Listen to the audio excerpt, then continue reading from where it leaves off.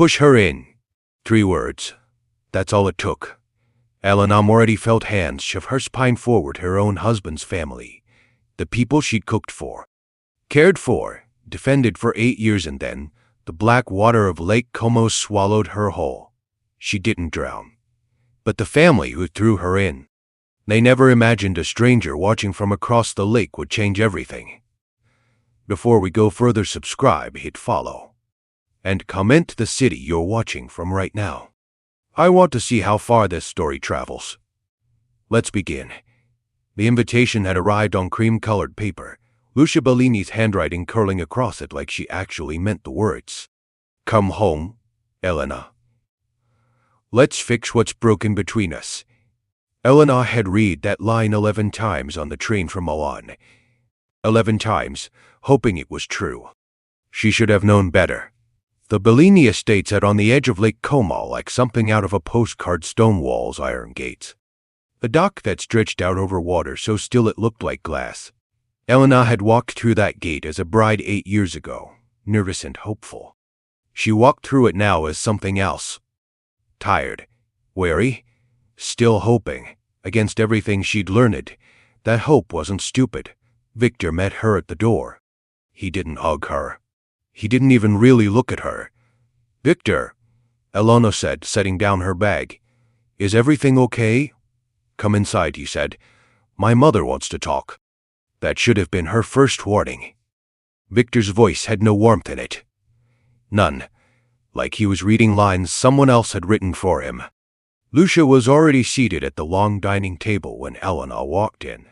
A folder placed neatly in front of her, squared off at the edges like everything else in Lucia's life. 2 of Victor's cousins stood near the window. Eleanor's brother-in-law, Marco, leaned against the wall with his arms crossed, avoiding her eyes. Sit down, Elena, Lucia said. Elena sat. Her hands were cold already, and she hadn't even gone near the water yet. What is this? Elena asked, nodding at the folder. Lucia slid it across the table without answering. Elena opened it. Divorce papers. And beneath them a financial agreement dense with legal language. But Elena didn't need a lawyer to understand the one sentence that mattered: full transfer of inherited assets to the Bellini family trust. Her mother's inheritance. The only thing Elena had left of her. No, Elena said quietly. Absolutely not. Lucia's expression didn't change. That was the worst part. No anger. No raised voice, just the same flat calm she used when correcting a waiter's mistake. Elena, Lucia said, be reasonable. That money is from my mother. It's not yours to take. Your mother is dead, Lucia said. You have no father. No siblings. No one who would even notice if you disappeared tomorrow. The room went cold in a way that had nothing to do with the lake breeze coming through the open window. Victor, Elena said, turning to him. Are you hearing this? Victor stared at the table. He said nothing. Victor. Elena, just sign it, he said finally, still not looking up. Please. Just make this easy. Easy. 8 years of marriage. And the word he chose was easy. Elena stood up so fast the chair scraped hard against the floor. I'm not signing anything. I'm going home. You are home, Lucia said. This is your family. No, Elena said. This was never my family. I just didn't want to admit it. She turned to leave.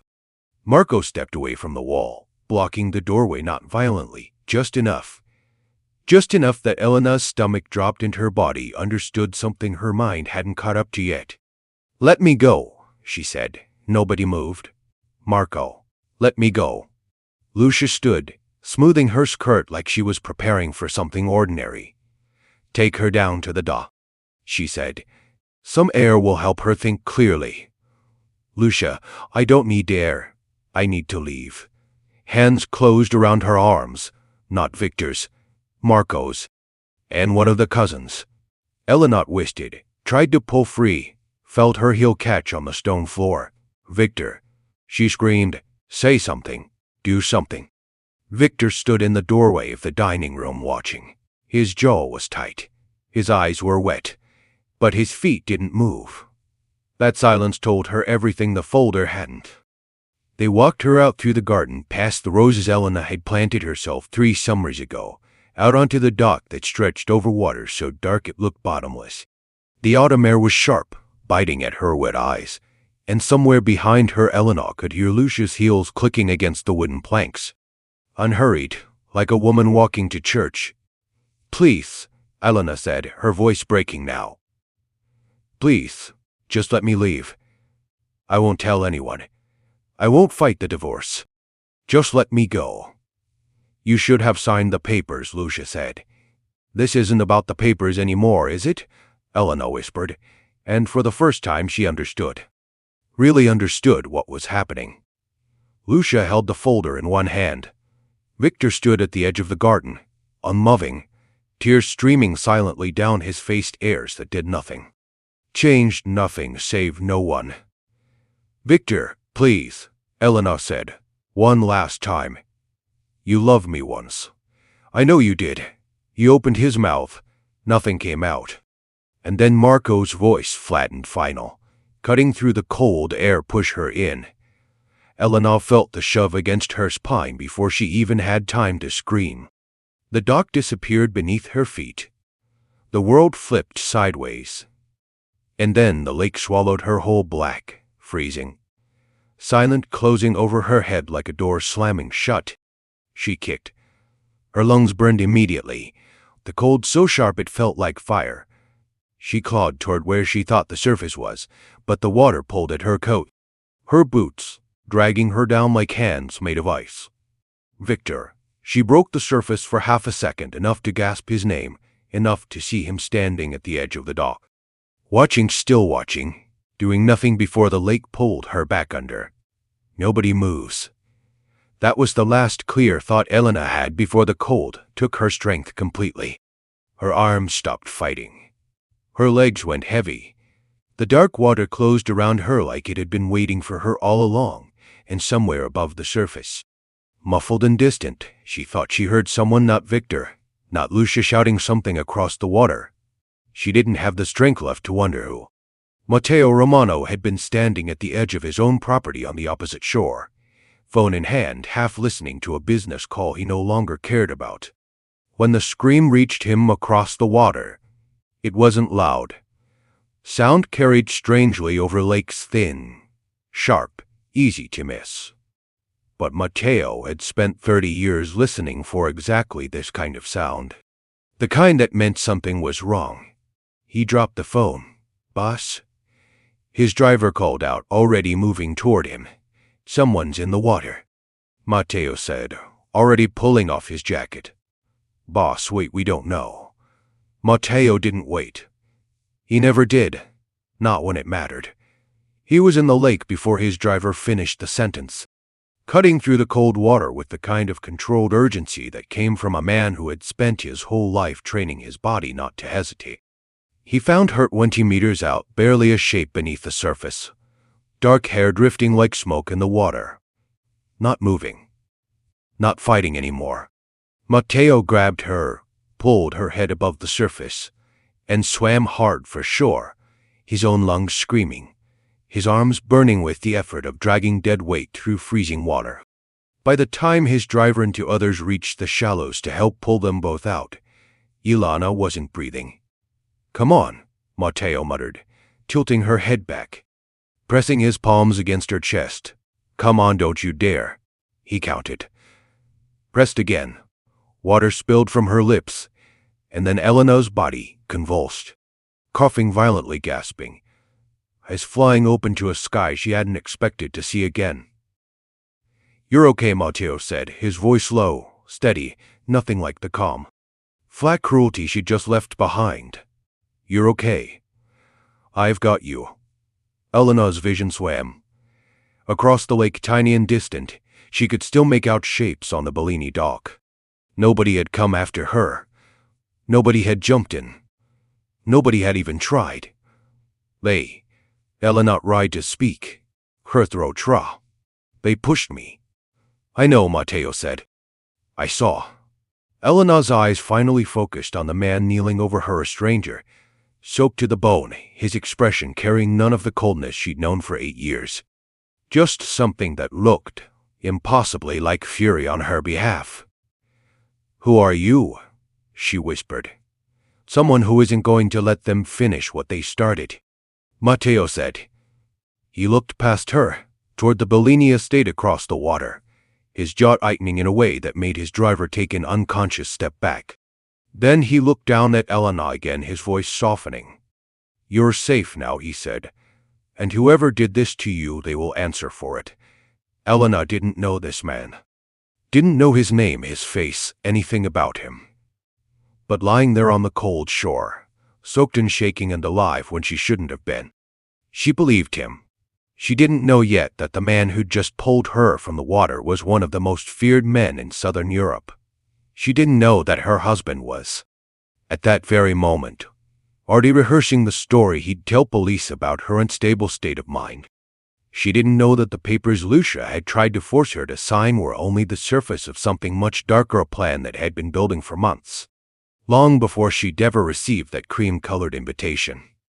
All Elena knew, as her body finally stopped shaking and the stranger wrapped his own jacket around her shoulders, was that for the first time in 8 years, someone had actually come when she called his name. Except it hadn't been Victor's name that saved her. It had been a stranger who wasn't supposed to be listening at all.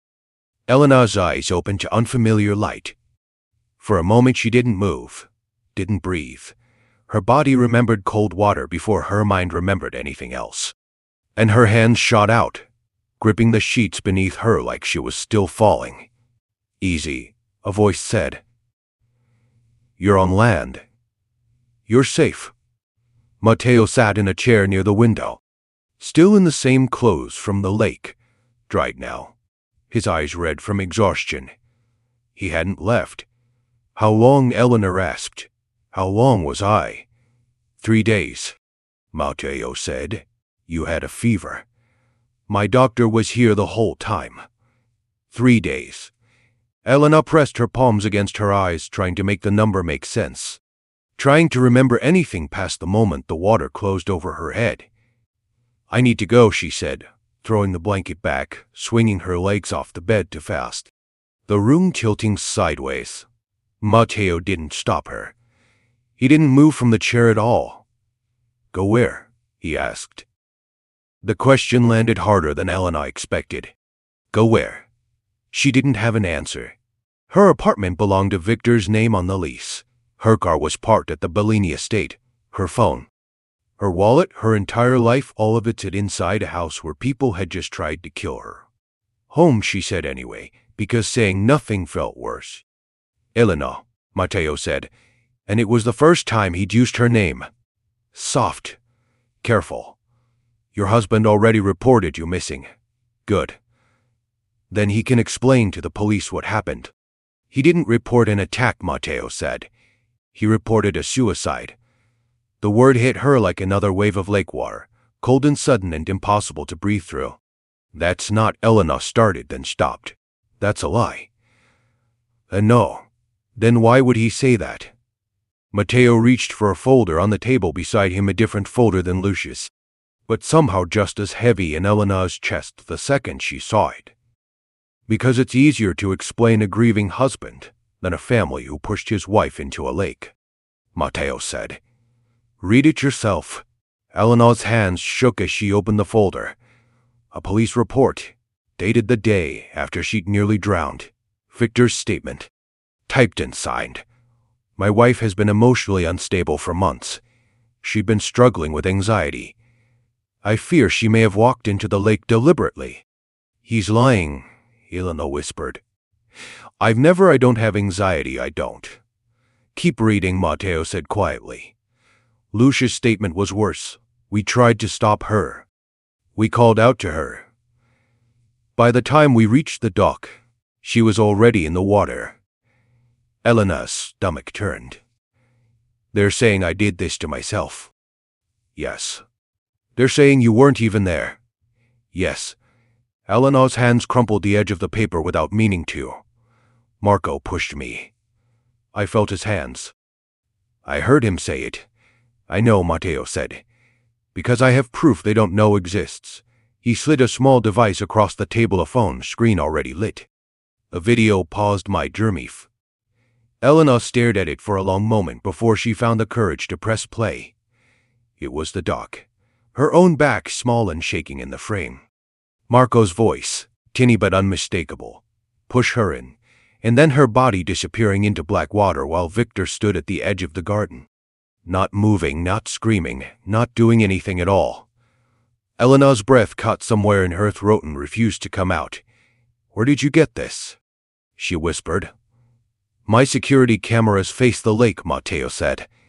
I record everything on my property. I didn't even know what I caught until I reviewed the footage after pulling you out. Elena stared at the frozen image of herself falling. It didn't feel like watching her own memory. It felt like watching someone else's murder. One that simply hadn't finished yet. He's going to get away with it, she said, if the police believe the suicide story. They won't, Mateo said. Not once this footage exists. Then show them, Elena said, standing now, pacing, her voice rising. Show the police right now today? Not yet. Why not? Mateo's jaw tightened. Because the moment I hand this to the police, Victor and his family will know exactly how much I know. And there's more. Elena, much more than the footage. If I move too early, they'll destroy the rest of the evidence before we ever get to see it. Elena sat back down slowly, her legs suddenly unwilling to hold her. What more? Mateo hesitated, the first hesitation she'd seen from him since she woke up. Tell me, Elena said. 6 months ago, Mateo said, Victor took out a life insurance policy on you. A significant one. Elena felt the room narrow around her. That's not possible. I never signed anything. He didn't need your signature for every version of the policy, Mateo said. Only certain amendments. My people are still tracing exactly how he structured it. But what we know already is enough to turn your stomach. Tell me anyway. He's the sole beneficiary. Elena laughed, a short, broken, disbelieving sound that had no humor in it at all. 6 months ago, before any of this, before the invitation, before the papers, before she stopped. Her mind was already racing backward through months. She'd spent trying to convince herself her marriage was simply going through a hard season. The medical exam, she said suddenly. For months ago. Lucia insisted I see her doctor for a routine physical. She said it was a gift, that she wanted to make sure I was taking care of myself. Do you still have a copy of those results? No, I never even saw them. The doctor said he'd send them to my regular physician. Mateo's expression didn't change, but something behind his eyes went very still. He sent them somewhere, he said.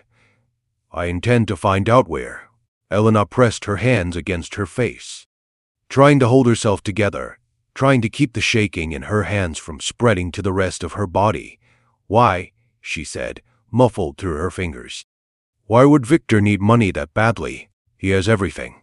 The house, the businesses, his family's name. His family's name is the problem, Mateo said.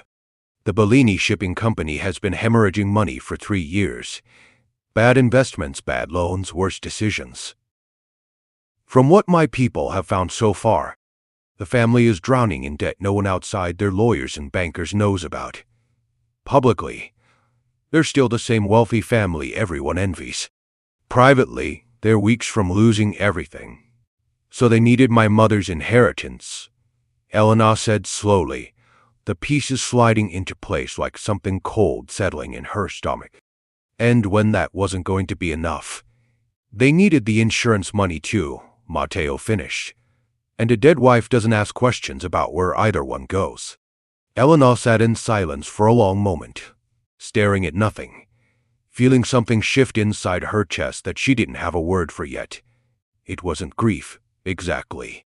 Grief was for people who'd lost something good. This was different. This was realizing the entire foundation of her life had been rotten long before it collapsed. I keep trying to remember when it started, she said quietly. When did he stop loving me and start planning this? Was there ever a day? Or was it always just waiting? I can't answer that, Matteo said. I only know what the documents tell me, not what was in his heart. Maybe there never was much to begin with. Elena looked up at him. You could have told me all of this the moment I woke up. Why wait? Matteo leaned forward, elbows on his knees, and for the first time since she'd met him, his voice lost its careful control. Because revenge is a hungry thing, Elena. It convinces you it's the only thing that will make you feel whole again. I've watched it eat people alive, good people. People with real reasons to be angry. I didn't want to hand you a reason to burn your whole life down before you'd even had a chance to decide what you wanted your life to look like. And what if I want them to burn? Then we'll build the fire properly, Matteo said. Not with rage. With evidence. Rage gets you arrested. Evidence gets you justice. Elena studied him for a long moment, the stranger who'd pulled her out of freezing water, who'd spent 3 days at her bedside instead of handing her case to police and walking away, who had every reason in the world to simply use what he knew for his own advantage and hadn't. Why are you doing this? She asked. You don't know me. You have no reason to care what happens to me. Matteo was quiet for a moment. Because I heard you scream his name, he said, and nobody answered. I know what that feels like to call out and have silence answer back. I wasn't going to let that be the last thing that happened to you. Something in his voice told Elena there was more behind that answer. Some old wound she wasn't being shown yet, but she didn't push. Not yet. Instead, she asked the question that had been sitting in her chest since she opened her eyes in this unfamiliar room. If you could give me my old life back right now, Matteo said before she could ask it herself, watching her carefully, would you want it? Elena thought about the cream-colored invitation. The 8 years of trying to earn a family's approval that was never going to be given. A folder of divorce papers designed to strip her of the last thing her mother had left her. Victor's silence on the dock. His tears that came too late to mean anything. No, she said, and the word came out steadier than she expected. Steadier than anything she'd said since she woke up in this house. Matteo nodded slowly like the answer confirmed something he'd already suspected. Then we're not building a case to get your old life back, he said. We're building one to make sure they never touch your new one. Elena felt something shift in her chest, not comfort exactly. Comfort still felt far away, but something steadier. Direction. A reason to stand up out of this bed that wasn't simply escape. Show me everything, she said. All of it. I don't want to be protected from the truth anymore. I've had enough people deciding what I'm allowed to know. Matteo studied her for a long moment, and something like respect crossed his face. There's one more thing, he said finally, reaching for a second folder Elena hadn't noticed sitting beneath the first.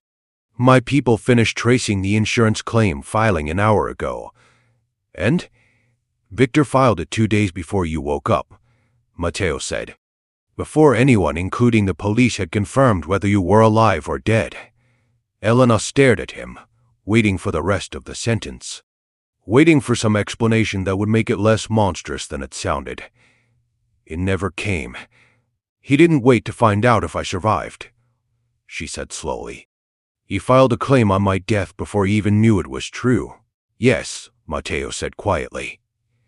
Elena's hands, still resting on the folder in her lap, went completely still. Her husband hadn't simply failed to save her. He'd already moved on to collecting. The days that followed moved faster than Elena's body wanted to keep up with. But her mind refused to slow down. There's a doctor, Matteo said, spreading 3 names across the table in front of her. Dr. Renzo Alessi. He runs a private clinic outside Bellagio. Lucia's family has used him for years. That's the doctor who examined me, Elena said, staring at the name like it might rearrange itself into something less damning. The gift physical. He's also the doctor who signed a psychiatric evaluation with your name on it 3 weeks ago, Matteo said. One you never had. Elena's hands went cold. I never saw him 3 weeks ago. I never saw anyone 3 weeks ago. I know, Matteo said. He falsified it, backdated. My people found the original blank template still sitting in his office system, unedited, time-stamped the same week. Lucia paid him a very generous consulting fee. Consulting fee? Elena repeated bitterly. Is that what they're calling it? It's what the wire transfer says, Matteo said. 40,000 euros. 1 week before the fake evaluation appears in his files. Elena stood, pacing now, her arms wrapped around herself even though the room wasn't cold. So the plan was already moving before I even got the invitation. The medical exam. The falsified records. All of it set up in advance. Like they knew exactly how this would end before I ever stepped foot back in that house. That's what the timeline says, Matteo said quietly. Then it wasn't a decision they made that night, Elena said, her voice shaking now, not from fear but from something sharper. It wasn't Lucia losing her temper or Marco panicking. This was planned. Scheduled. She stopped, unable to finish the sentence. Like a business transaction, Matteo said, finishing it for her. Because someone had to. Elena sat back down slowly, staring at the falsified evaluation Matteo had printed for her name, a stranger's clinical language describing symptoms she'd never had, conclusions she'd never given anyone permission to draw. Reading it felt like reading someone else's obituary written in her own handwriting. They built an entire version of me that never existed, she said. Anxious, unstable, someone who might walk into a lake on her own. She looked up. That's not a woman. That's an alibi. Yes, Matteo said. And it would have worked, Elena said, if you hadn't been standing on the wrong side of the lake that night. The right side, Matteo corrected gently. Elena almost smiled. Almost. The falsified evaluation was only the beginning. Over the following days, Matteo's people, quiet men who came and went from the villa without ever introducing themselves, speaking in low voices Elena wasn't meant to fully hear, kept returning with more. Bank statements showing the Bellini shipping company's debt stacking up like unpaid rent on a house about to collapse. Property records showing 2 estates already quietly listed with private buyers. Sales the public didn't know about yet. Phone records showing calls between Victor and an insurance broker, calls that started 8 months ago, long before Elena had received her cream-colored invitation. 8 months, Elena said, staring at the call log. He was already talking to an insurance broker 8 months ago. About a policy on your life, Matteo confirmed. The broker's notes describe it as urgent, time-sensitive. Client anxious to finalize.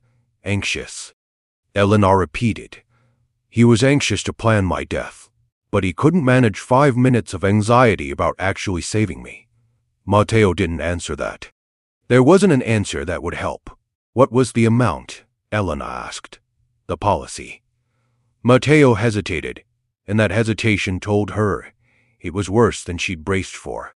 4 million euros, he said finally. Elena laughed sharp, involuntary, the sound of someone whose grief had nowhere left to go but sideways. 4 million. That's what I was worth to him. Not 8 years of marriage. Not the woman who sat beside his father's hospital bed for 6 weeks when he was dying. 4 million euros payable upon my death. Elena. No, I want to say it out loud, she said, standing again. Her voice rising with something that wasn't quite tears and wasn't quite rage, but sat somewhere dangerous between the two. I want to hear how insane it sounds. My husband priced my life at 4 million euros and then pushed me into a lake to collect. He didn't push you, Matteo said quietly. Marco did. Victor just stood there and let it happen. Is that supposed to make it better? No, Matteo said. I just don't want you carrying guilt that isn't yours to carry. There's a difference between the man who gave the order and the man who watched. Both are guilty. But you didn't imagine either one. Elena sank back into the chair, suddenly exhausted in a way sleep hadn't been able to fix. Why does it still hurt, she whispered, when I already know what he is? Because knowing doesn't undo 8 years, Matteo said. It just means you finally get to stop pretending. That evening, while Elena sat by the window watching the lake she still couldn't look at without her pulse climbing, Mateo's phone rang. She watched his face change as he listened, the careful control slipping, just slightly, into something colder. "What is it?" she asked when he hung up. "Victor knows you're alive." Eleanor's stomach dropped. "How?" "A fisherman," Mateo said. "Saw us pull you out that night. Didn't think much of it, until he heard about the missing woman on the news and put the pieces together. He mentioned it to a friend. The friend mentioned it to someone who works for the Bellini family. So it's spreading." "It's spreading," Mateo confirmed. Eleanor stood, her hands trembling now for a different reason. "What happens now? Do they come after me again?" "Do they?" "They can't reach you here," Mateo said, standing too, his voice firm enough to cut through the panic climbing in her chest. "This villa is protected in ways their family lawyers couldn't touch if they tried for a decade. You are safe, Elena. But Victor is panicking. And panicking men make mistakes." "What kind of mistakes?" Mateo's jaw tightened. "The kind that push people to demand police involvement before they're ready for what the police will actually find." He was right sooner than either of them expected. 2 days later, word came that Victor had gone to the local police station himself, demanding they open a formal search, insisting his wife had been kidnapped, rewriting the story again to fit a version of events where he was the desperate husband instead of the man who'd stood motionless while his family drowned her. "He's rewriting it again," Eleanor said, reading the update Mateo's contact had sent over. "First I was suicidal, now I'm kidnapped. He'll say anything except the truth. That's what people like him do," Mateo said. "They don't confess. They adjust the story until it fits whatever keeps them safest. Then we stop adjusting and start proving." Elena said, and something in her voice had changed, steadier now, sharper, less like a woman drowning and more like one standing at the edge of a decision. "You said you had more. The medical records, the insurance timeline, the falsified evaluation. Is it enough?" Mateo studied her for a long moment. "Almost. What's missing?" "The final piece," Mateo said. "The exact date Victor's insurance claim was filed, matched against the exact time the local hospital logged you as unaccounted for. If the claim predates that log by even a few hours, it proves he filed before there was any legal basis to believe you were dead. That's the piece that turns fraud into premeditation." "And if it doesn't predate it?" "It does," Mateo said. "I've seen the draft. I just need the certified original before I can hand any of this to the authorities without giving Victor's lawyers room to call it fabricated." Elena exhaled slowly. "How do we get it?" "We already have someone inside the insurance company pulling it," Mateo said. "It should arrive within the week." Elena nodded, but something in her chest refused to settle, some restless energy that had been building since she'd read the word anxious attached to her husband's phone calls about her death. "I want to be there," she said suddenly, "when you confront them. When it all comes out. I don't want to hear about it after. I want to watch their faces when they realize it's over." Mateo hesitated. "That could be dangerous." "Everything about my life has been dangerous since I said yes to marrying into that family," Elena said. "I'm done being protected from my own story, Mateo. I was pulled out of that lake. I don't intend to be carried through the rest of this too." Something shifted in Mateo's expression, not surprise exactly, more like recognition. Like he was seeing clearly for the first time the shape of the woman standing in front of him instead of the fragile shadow he'd pulled from the water 3 days ago. "All right," he said. "When the final documents arrive, you'll be there." "But Elena." "What?" "Once we walk into that room," Mateo said, "there's no version of this where your old life continues. Whatever comes after, it starts fresh. No Bellini name. No going back to pretending. You understand that?" Elena looked out at the lake one more time, the water that had nearly killed her. The water Mateo had pulled her from. The water that no longer felt like an ending, but like the exact place her real life had actually begun. Good, she said quietly. I don't want to go back. 3 days later, the courier arrived with a sealed envelope carrying the insurance company's certified filing record.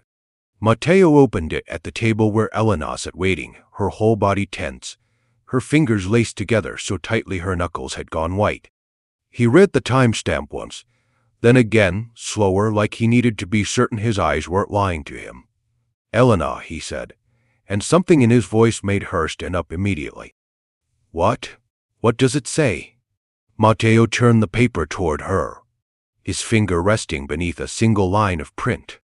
He filed the claim 11 hours before the hospital even opened a missing persons file on you, Mateo said quietly. 11 hours before anyone, including the police, had any legal reason to believe you were even missing, let alone dead. Elena stared at the number until it blurred. Her husband hadn't been hoping she'd survive. He'd been counting the minutes until he could collect. Elena didn't sleep that night. She sat with the certified filing in her lap long after Mateo had gone to make calls, running her thumb over the timestamp again and again like she could wear it down into something less true. By morning, she had her answer ready. I want to see them, she said, finding Mateo in the hallway, still in yesterday's clothes, a phone pressed to his ear that he lowered the moment he saw her face. Not from a distance. Not through documents. I want to stand in front of them. Elena, you said once we have everything, you'd let me choose what happens next, she said. This is what I'm choosing. Mateo studied her for a long moment, the same way he had the day she'd insisted on being present for the confrontation. Whatever he saw in her face this time made him nod slower, more certain. There's a family meeting scheduled for tomorrow, he said. Victor called it himself.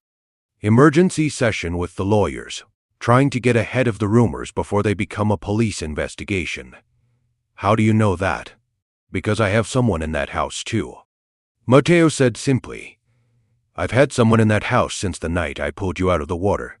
Elena almost laughed. Almost. You were already 3 steps ahead of them before I even woke up. I had to be, Mateo said. Grief has a very short shelf life before people start asking questions. I needed proof before Victor could bury it. Then let's not wait for tomorrow's meeting, Elena said. Let's walk in on it. The Bellini estate looked exactly as Elena remembered it, the same iron gates, the same roses she'd planted with her own hands, the same dining room where a folder of divorce papers had once sat squared off at the edges like everything else in Lucia's controlled little world. This time, Elena walked through that door standing straight, Mateo half a step behind her, not because she needed protection but because he'd insisted on witnessing this himself.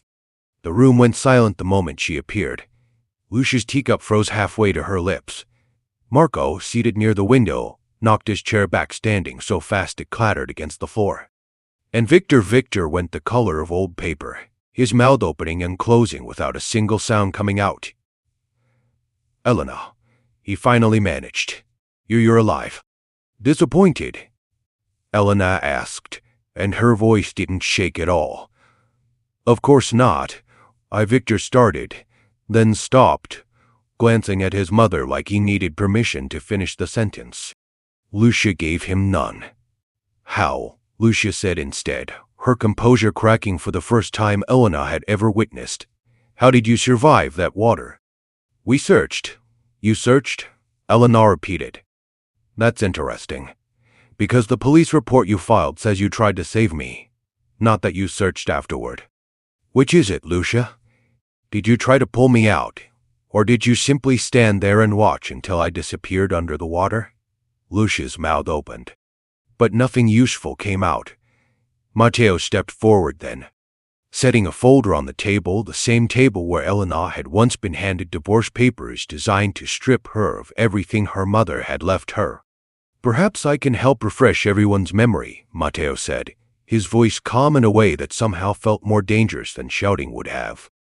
Who invited you into my home? Lucia snapped, some of her old fire returning. Elena did, Mateo said simply. It's her home too.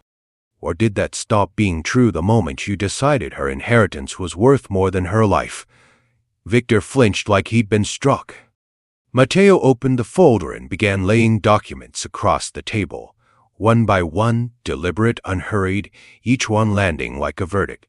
Bank records showing the Bellini Shipping Company is 11 million euros in debt, he said, sliding the first page forward. Property listings for 2 estates you haven't told your extended family you're already quietly selling.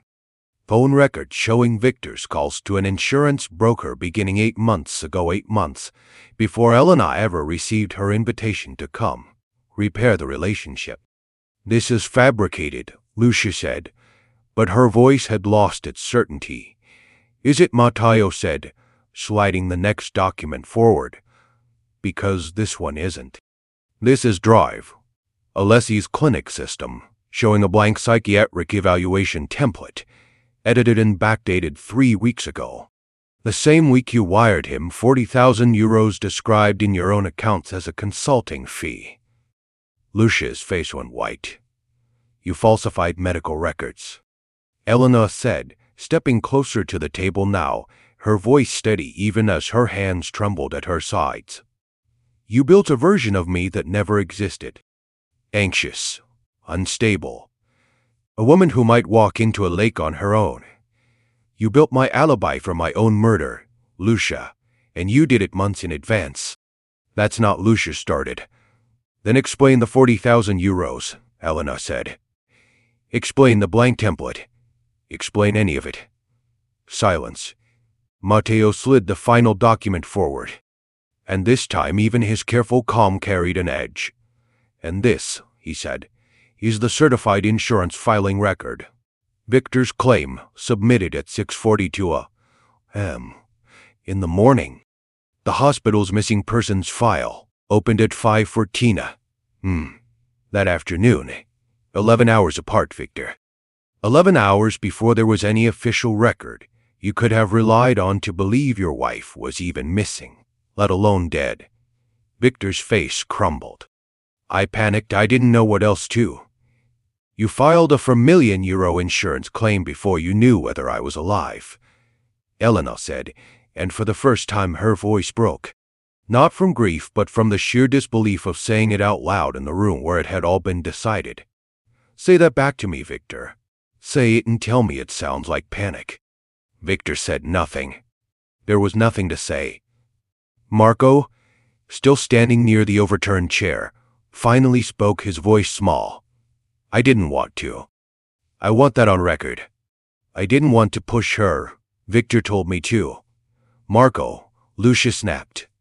No, Marco said, something breaking loose in him now.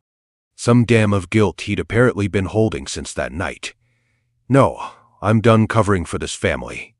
Victor told me if I didn't do it, he'd tell everyone about the money I owe him. I didn't have a choice. Everyone has a choice, Elena said quietly. You just made the wrong one. Victor turned to Elena then, something desperate crossing his face. Some last attempt at the man she'd married before all of this. Elena, please, you have to understand. The business was failing. We were going to lose everything. And I thought if I just died, Elena finished for him, you could fix it. With my money. With my life. Say it, Victor.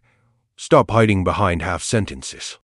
I never wanted you to actually die, he whispered. You filed the claim 11 hours before you knew, Elena said. You don't get to stand here and tell me what you wanted. Your actions already told me everything I need to know. Mateo stepped forward then, closing the folder slowly, deliberately. The sound of it somehow louder than anything that had been said in the room. You made one mistake, he said, looking directly at Victor.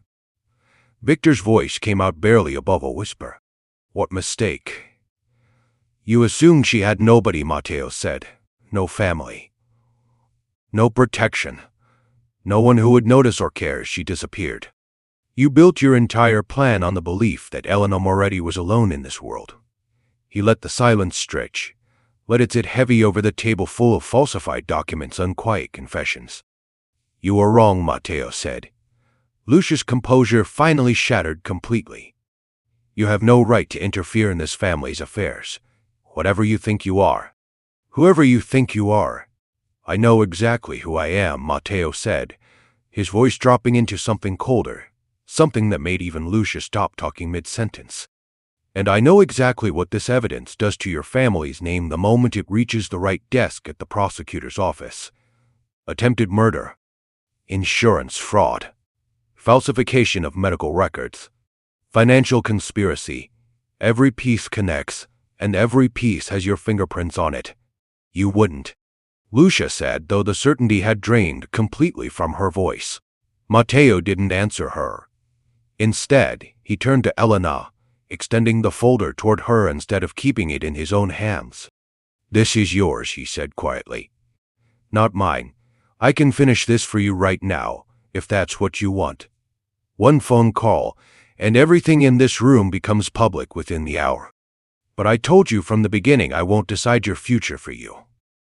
Elena looked at the folder for a long moment. Then she looked at Victor. Still frozen by the table, tears streaming down a face that had once looked at her with something she'd mistaken for love. She looked at Lucia, whose empire of control had crumbled the second real evidence walked through her own front door. She looked at Marco, guilty and small and finally honest. 3 days too late to matter. She took the folder from Matteo's hands. I choose justice, Eleanor said. Not for revenge. Not because I want to watch you suffer.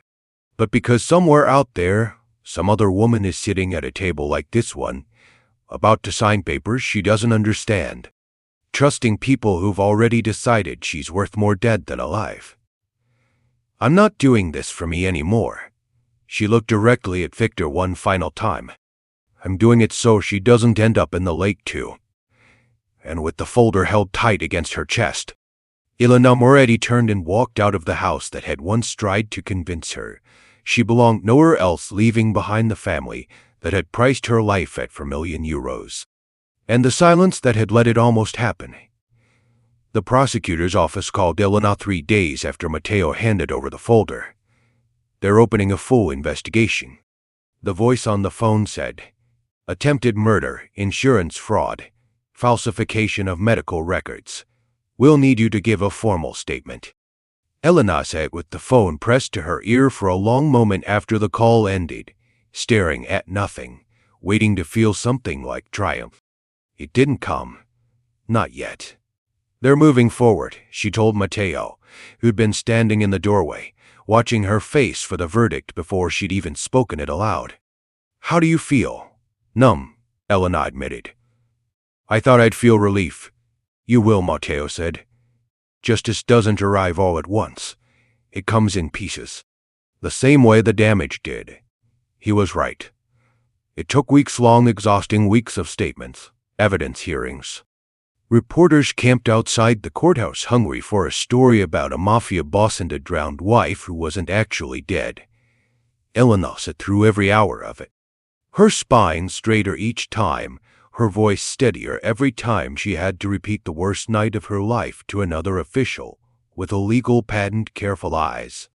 Mrs. Bellini, a detective said during one session, can you walk us through the moment you were pushed? It's Moretti, Elena corrected quietly. Elena Moretti. I stopped being a Bellini the night they decided I was worth more dead than alive. The detective didn't argue. The arrests came on a gray Tuesday morning. 3 months after the lake. Elena wasn't there to watch it happen. But Matteo made sure she heard about it within the hour of phone call, his voice carrying something close to satisfaction. They took Victor first, he said. Then Lucia. Marco's lawyer is already negotiating a reduced sentence in exchange for his testimony. Reduced. Elena repeated. After everything, he still gets reduced. He's the only one who told the truth without being forced to, Matteo said. The law rewards that, even when it doesn't feel like enough. Elena closed her eyes, letting the news settle somewhere she could actually feel it. And Dr. Alessi. His license is suspended. He's cooperating. Turns out he's terrified of prison in a way rich, protected people usually aren't. He handed over everything. Every falsified file. Every Paimon record, every email exchange with Lucia going back over a year. A year, Elena echoed. They were planning this for a year. Maybe longer. Matteo said. We may never know exactly when it started. Only that it did. The insurance company opened its own investigation the following week, freezing every account connected to the Bellini shipping empire, while auditors combed through years of fraudulent filings that had nothing to do with Elena at all, years of a family quietly defrauding partners. Investors, even each other, long before they ever turned their sights on her.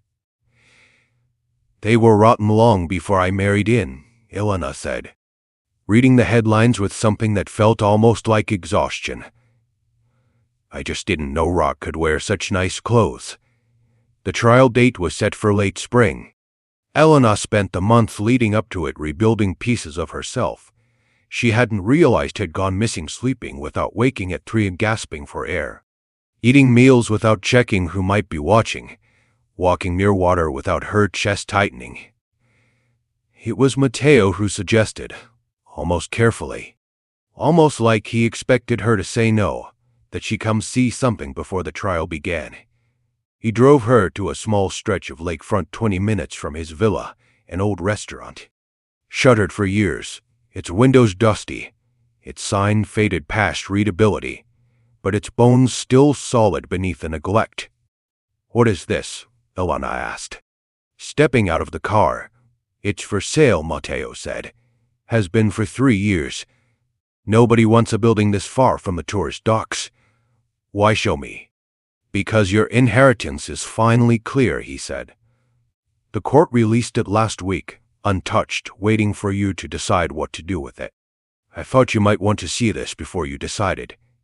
Elena walked the length of the empty dining room in silence, running her fingers over dusty countertops, staring out through grimy windows at a lake that no longer made her chest seize the way it once had.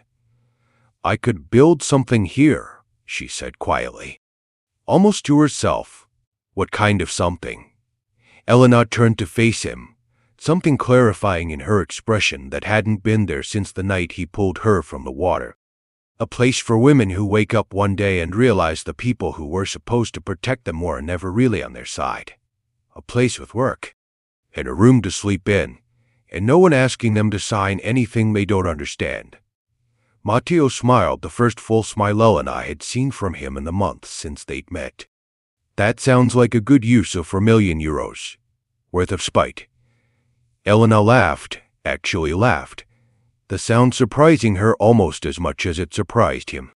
It's not spite, she said. It's proof. Proof of what? That surviving isn't the end of the story, Elena said. It's just where the real one starts. The trial lasted 6 weeks. Elena sat through every day of it, watching Victor's composure crumble further with each new piece of evidence, watching Lucia's lawyers try increasingly desperate arguments that fell apart under the weight of €40,000 paid to a doctor who'd already confessed everything. The verdict, when it finally came, wasn't a surprise to anyone in that courtroom. Attempted murder, conspiracy, insurance fraud, falsification of medical records.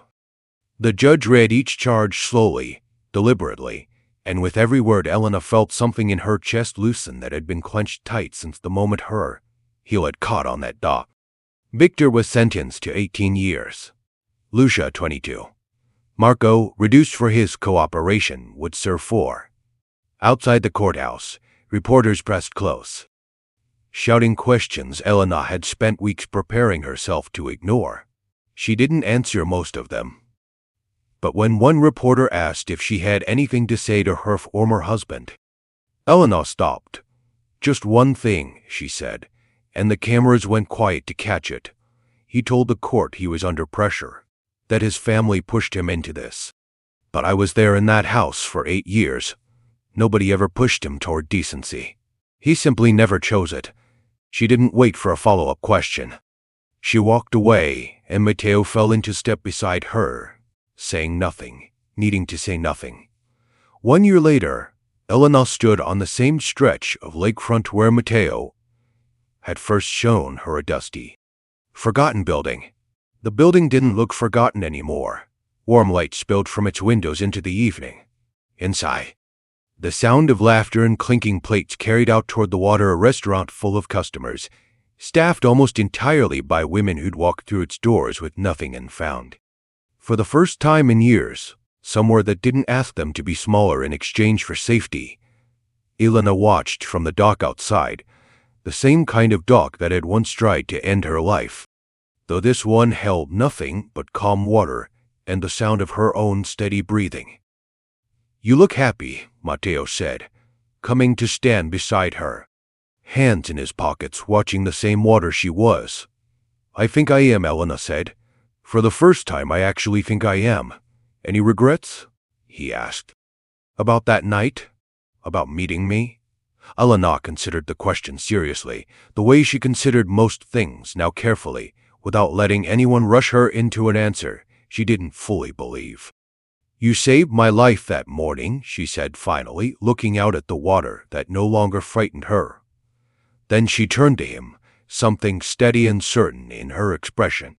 "But I saved the rest of it." Mateo smiled at that, not the careful, guarded smile of a man protecting empires and secrets, but something quieter, something real. He didn't reach for her hand. He didn't say anything about forever. He simply stood beside her, watching the lake, understanding without needing to be told that Elena Moretti hadn't been rescued to belong to anyone. She'd been rescued so she could finally belong to herself. Behind them, inside the restaurant that bore no family name but her own, the light stayed warm and the laughter kept rising. Proof that a woman thrown away by the people who should have loved her most had built something no one could ever throw her out of again. The Bellini family's empire had crumbled into headlines and prison sentences, remembered only as a cautionary tale about greed dressed up as family. But on the shores of Lake Como, a different name was beginning to mean something else entirely, a name that stood for second chances, for women who refused to disappear quietly, for the exact moment survival stopped being an accident and became a choice. They thought throwing her into the lake would end her story. They never imagined it would be the moment she finally began living.